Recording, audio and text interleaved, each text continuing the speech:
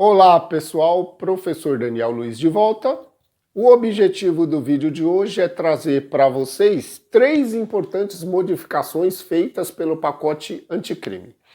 Bom, o pacote anticrime ele modificou não só o Código Penal, mas algumas leis especiais extravagantes. Hoje nós vamos falar de 3 importantes modificações feitas dentro do próprio Código Penal.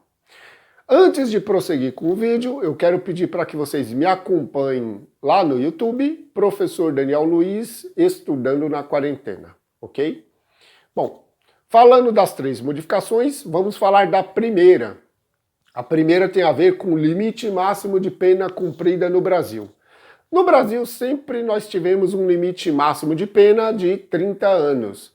Após a modificação do pacote anticrime, o Código Penal do artigo 75 passou a prever um limite máximo de 40 anos. 40 anos é o que temos hoje como limite máximo de cumprimento de pena.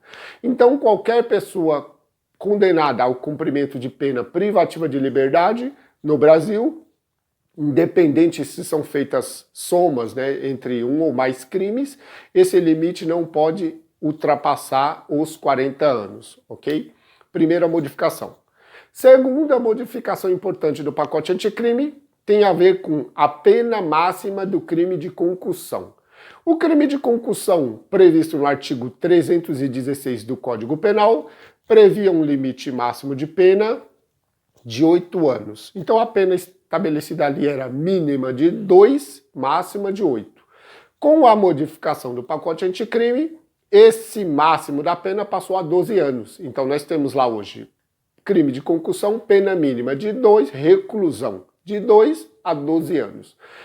Uma observação importante que o candidato não pode esquecer é que essa é uma norma penal em branco que piora a condição do réu. É uma novatio legis impeius, uma nova lei que piora a condição do réu.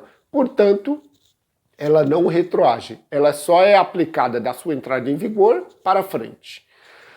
Bom, essa foi a segunda modificação. A terceira e última modificação do vídeo de hoje tem a ver com o crime de estelionato, previsto ali no famoso artigo 171 do Código Penal. O crime de estelionato sempre foi um crime de ação pública incondicionada. O que significa? Dispensava a manifestação de vontade do ofendido em continuar com o prosseguimento da ação. Hoje, ela passa a ser, em regra, isso é importante vocês gravarem porque vai ter exceções, em regra, hoje, o crime de ação, o crime de estelionato passou a ser um crime de ação pública condicionada à representação. E se não houver representação do ofendido no prazo de 6 meses, esse ofendido decai do direito. E o autor dos fatos seria beneficiado pela extinção da punibilidade. Nesse caso, nós temos uma norma penal, uma nova lei penal que beneficia o réu.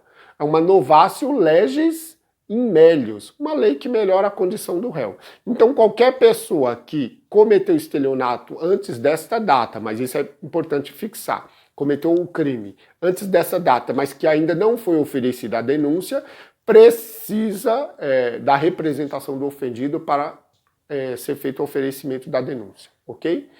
Bom, eu disse que em regra ele passa a ser de ação pública incondicionada, porque o artigo 171, parágrafo 5º, ele vai falar assim: em regra, o crime é de ação pública condicionada, salvo se.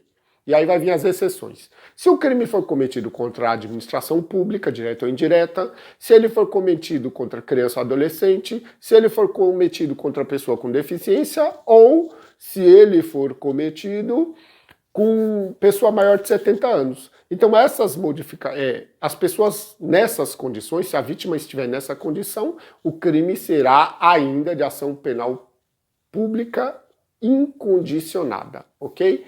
Essas foram as dicas de hoje, espero que vocês aproveitem e um ótimo dia a todos.